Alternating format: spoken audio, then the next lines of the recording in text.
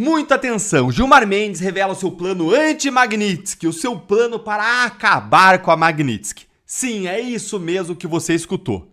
Fica aqui comigo que eu vou revelar para você que plano dele que é esse, mas onde que ele se inspirou para ter essa ideia brilhante. Será esse o fim das sanções contra os ministros do STF? Vem aí a lei anti-Magnitsky? Seja muito bem-vindo ao nosso encontro Um Novo Brasil. Esse aqui é um espaço para quem ama o país, para quem acredita na transformação. Aqui nós mostramos as batalhas do Partido Novo, que segue firme contra os abusos do STF e contra os absurdos do governo Lula. Vamos então direto ao ponto com essa história da lei do Gilmar. Confere aqui comigo.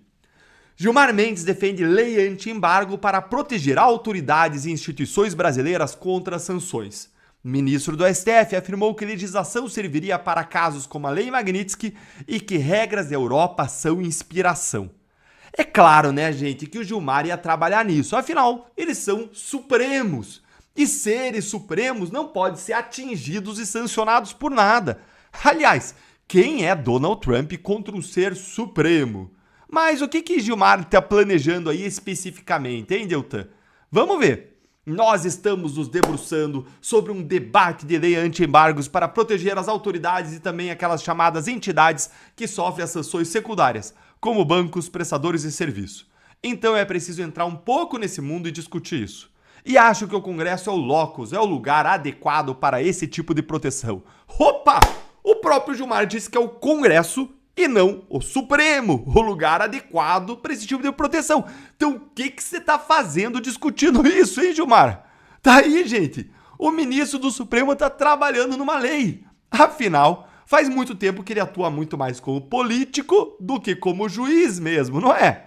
E ele já deu a senha, presta atenção, Congresso. Congresso, você tem que criar essa proteção. Ouviram aí, congressistas? Deputados, senadores, o patrão mandou. O patrão tá mandando, ó. Corre aí, ó, proteção, obedece. Senão vocês já sabem, ou o Supremo atropela o Congresso, ou vai ter processinho por corrupção que tava lá na gavetinha, que vai sair da gaveta e vai andar, hein? Mas agora, gente, para. Que ideia é essa que o Gilmar teve, hein? De onde que ele tirou isso? Confere aqui nessa outra declaração dele, afinal de contas mencionou a Europa, né? Vamos ver. Na Europa existem já várias discussões sobre isso e várias decisões sobre isso. Tendo em vista embargos são aplicados a quem? Cuba, embargos são aplicados ao Irã.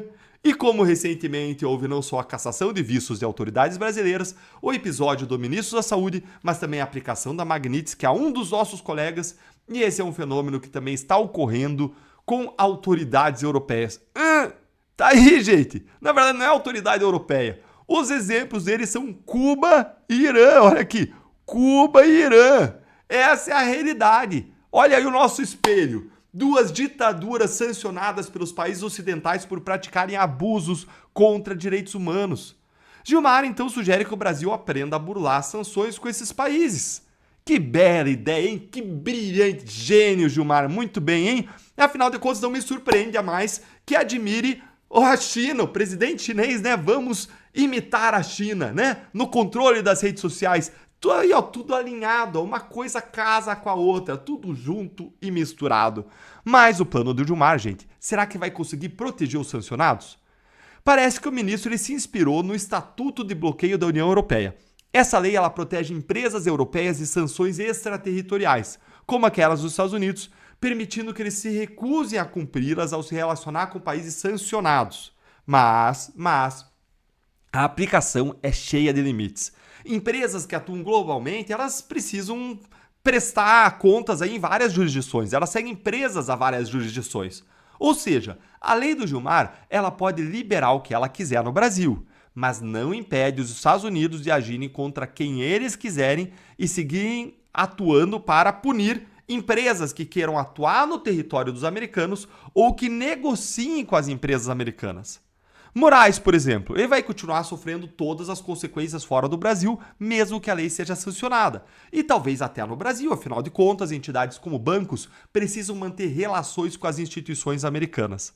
Agora, em vez de o Gilmar querer lei para a proteção de quem infringe as leis, de quem é sancionado por abusos, o Gilmar devia estar se defendendo aí, ou melhor, devia estar defendendo outras iniciativas como a lei anticorrupção, lei antissigilo, sigilo, por acaso, que os estados adoram manter com o uso do nosso dinheiro público. Inclusive, saiu um levantamento da ONG Transparência Internacional que mostrou que apenas 3 estados dão transparência plena às emendas parlamentares. Lembra das emendas? As emendas é aquele dinheiro do orçamento público, é o dinheiro público que deputados e senadores gerenciam. Mas, Eltan, quem tem que gerenciar é presidente, governador, prefeito, não é deputado, senador que é legislativo. O papel do legislativo é legislar e fiscalizar, certo você. Mas aqui, para que os deputados consigam garantir a sua própria reeleição como um instrumento de perpetuação do poder, de blindagem do sistema, eles criaram a figura das emendas parlamentares. E aí os deputados, os senadores levam dinheiro para cidades, para prefeitos, para vereadores, em geral em troca de votos, de compromisso de conseguir votos para eles. Só que o problema é pior do que esse, o buraco é mais embaixo, porque grande parte desse dinheiro acaba sendo desviado. Tem várias investigações por desvios das emendas parlamentares. É muito famosa a tal da volta da emenda parlamentar lá no Congresso. O parlamentar leva o dinheiro e pede uma parte do dinheiro de volta em espécie, escondido, que ele desvia. Por isso, gente, que isso precisa de total transparência sobre esse dinheiro, sobre o emprego das emendas parlamentares. E sabe quais são os estados transparentes, os 3 que têm absoluta transparência? Será que o teu estado é transparente ou será que ele mexe aí com as emendas no escurinho, hein? Vai dizendo aí nos comentários de que estado que você é e se você acha que o seu estado é um desses transparentes. Antes de eu te mostrar, eu peço que você curta o nosso vídeo, siga o nosso canal para acompanhar informações importantes como essas aqui sobre o nosso país. E aí, olha aqui, ó, dá uma olhadinha aí, ó. Só 3 estados dão transparência plenas. Esse é um levantamento da ONG Transparência Internacional, avaliou 26 governos estaduais e a gestão do Distrito Federal, ou todos os estados do Brasil e o Distrito Federal, e revelou o que chamo de falhas graves nesse campo da transparência das emendas parlamentares. E aí, quais são, hein, gente? O que vocês acham? Vamos ver? Rufem os tambores, bora lá. Ó. Apesar do aumento expressivo de verbas nos últimos anos, apenas 3 estados brasileiros divulgam integralmente informações sobre emendas estaduais. São eles: Acre, Distrito Federal e Minas Gerais. Acre, Distrito Federal e Minas Gerais. É isso que mostra a nova rodada do Índice da Transparência e Governança Pública. Ou seja, gente, só esses estados aí que têm absoluta transparência. Que vergonha, hein? Que vergonha. Confere aqui o quadro que eu vou mostrar para você. Olha aí e me diz qual que é a nota do seu estado. E aí cobre o seu governador por mais transparência na gestão do dinheiro público. Olha aí, ó. Cobra aí, ó. Eu vou ampliar aqui para você ver, ó. Deixa eu ampliar bastante. Olha lá. Vai olhando aí e cobra o seu governador. Você sabe, pessoal, que Minas Gerais é o estado regerido por Romeu Zema, do Partido Novo. Ele assumiu um governo tomado de dívidas do PT, que era governado pelo PT, ou desgovernado pelo PT, e aí ele colocou as contas em ordem, inclusive voltando a pagar salários atrasados dos servidores. Zema é um homem honrado. Ele deixou a vida de empresário para servir na política. É alguém que eu admiro pela coragem, pelo trabalho, pela vida de serviço. E se você admira uma gestão transparente do dinheiro público, acredita num país honesto, vem fazer parte do nosso time do Novo. Vamos juntos levar essa gestão ética, com transparência, para todos os estados do Brasil. E você é nosso convidado para se unir a essa luta, a esse time, a esse trabalho.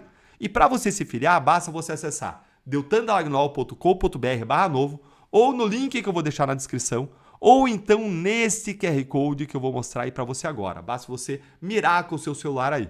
E se você concorda que o Gilmar Mendes não tinha que se preocupar com lei anti-Magnitsky e sim com lei anticorrupção, com lei pró-transparência, deixa aí o seu joinha. E se você acha que ele não tem que se preocupar com lei nenhuma e sim com fazer o trabalho dele de juiz, deixa 10 likes aí também.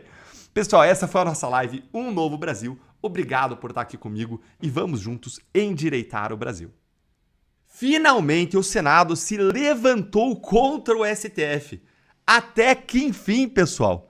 E olha, atenção, o STF ele quer barrar o impeachment dos ministros, declarando a lei do impeachment inconstitucional, mas o Senado Federal foi contra. Como será que essa história vai acabar, hein? É o que eu vou te contar agora. Gente, o jogo bruto em Brasília, ele está acontecendo nesse exato momento, não só nos corredores do Congresso, ou nas comissões da Câmara, ou então no plenário do Senado, não. O jogo bruto em Brasília está acontecendo especialmente dentro do gabinete do ministro Gilmar Mendes, no STF, o homem mais poderoso da nossa República. Gabinete que ele mesmo, Gilmar, chamou recentemente numa entrevista de Pátio dos Milagres. O que a gente consegue muito bem imaginar o porquê, né? Mas o jogo bruto, ele tem o olho lá em 2026, quando a direita vai tomar o poder no Senado via eleições, e tem o objetivo, esse jogo, de impedir que Alexandre de Moraes ou qualquer outro ministro do STF venha a sofrer um pedido de impeachment. Eu vou te contar agora como que essa situação aqui vai ser decidida, mas antes, vamos entender que jogo bruto é esse, Deltan, e quem que são os jogadores. Tudo começou com duas ações propostas do STF. Uma foi proposta pelo Partido Solidariedade. Sim, gente, aquele partido, aquele do Paulinho da Força, o mesmo que se tornou relator do PL da Anistia, amiguinho dos ministros do Supremo. Esse PL da Anistia que depois agora virou PL da dosimetria. E a outra ação proposta pela Associação dos Magistrados Brasileiros, que costuma apoiar os ministros do STF sempre, porque o jogo associativo de aumento salarial dos salários dos magistrados depende totalmente da boa relação da associação e do acesso aos ministros. Os ministros, pense, os ministros não precisam de aumento salarial. Os ministros têm aí 1000 fontes de renda. Quem precisa é o juiz lá da ponta. Aí essas ações propostas são duas ADPFs, ou seja, arguições de descumprimento de preceito fundamental, que são basicamente ações que questionam se coisas são ou não constitucionais. E essas, em especial, questionam se são ou não constitucionais os trechos da lei do impeachment que tratam dos ministros do STF. Lei de impeachment lá de 1950. Os trechos específicos questionados são aqueles que prevêem o afastamento cautelar automático de ministros cujo processo de impeachment for aprovado, a redução de salários durante o processo e a legitimidade de qualquer cidadão de propor a denúncia.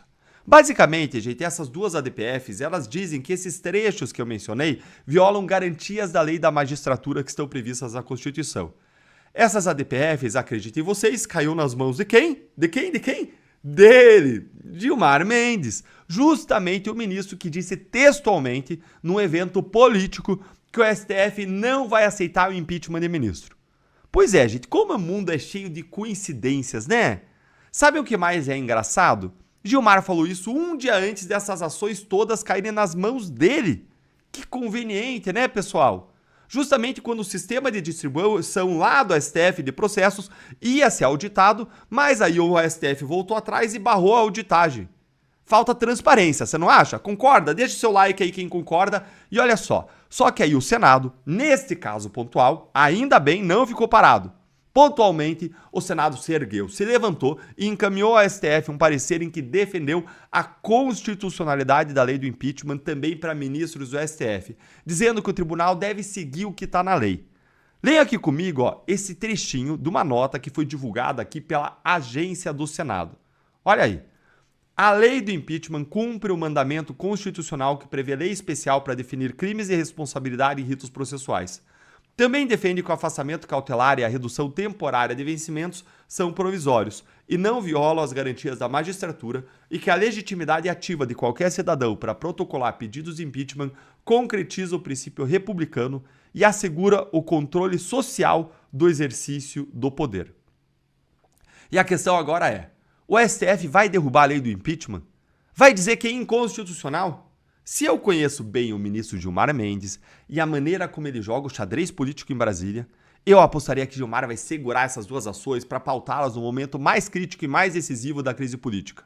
Se o impeachment de algum ministro de fato avançar no Senado a partir de 2026, ele vai fazer como ele fez na Lava Jato. Ele soltava os réus na sexta-feira. Por quê? Sexta-feira é um dia pior de imprensa, que não divulga tanto, a pessoa tá com a cabeça no final de semana. Ele soltava geral, era na sexta. Mais ainda, Gilmar segurou os pedidos de suspeição do Sérgio Moro por mais de 3 anos, deixando para pautá-los apenas no momento em que ele achou que o cenário político era mais favorável para ele conseguir maioria e no momento em que eles queriam aí derrotar o Bolsonaro. Aí eles pautaram liberar o geral, o Lula. E, gente, não deve ser diferente aqui. Se a direita elegeu uma maioria de senadores em 2026 e o impeachment de Moraes avançar, o meu palpite é que aí sim o Gilmar vai destravar essa ação nesse exato momento para dizer que é tudo inconstitucional e fazer tudo travar. O STF está com a faca e o queijo na mão, ou seja, ele tem as ADPFs numa mão e tem o poder para decidir na outra. Você acha que ele não vai cortar e comer esse queijo tendo a faca e o queijo na mão? Ou melhor, você tem alguma dúvida disso? Mas o Senado vai deixar o Gilmar fazer tudo isso incólume, como fez até recentemente, ou vai se erguer como se ergueu nesse parecer? Tudo me indica que depende aí dos ventos políticos que vão soprar com a eleição de 2026, mas eu quero ouvir a sua opinião. Conta aí pra gente nos comentários. Você acabou de assistir a um comentário que eu fiz em um programa da Gazeta do Povo, o jornal que tem no sangue os princípios cristãos conservadores que você e eu compartilhamos. Um jornal que defende a verdade e a justiça. Não esqueça de assistir ao programa na íntegra e você consegue fazer isso pelo link da descrição e também não deixe de assinar a Gazeta do Povo. Acesse agora gazetadopovo.com.br/Deltan e você também pode usar o QR Code que aparece aqui na tela ou então clicar no link da descrição do vídeo. Eu vou repetir, gazetadopovo.com.br/Deltan. Assine e ajude a Gazeta a continuar trazendo jornalismo corajoso e comprometido com a verdade, a justiça e a liberdade. Nós nos vemos lá.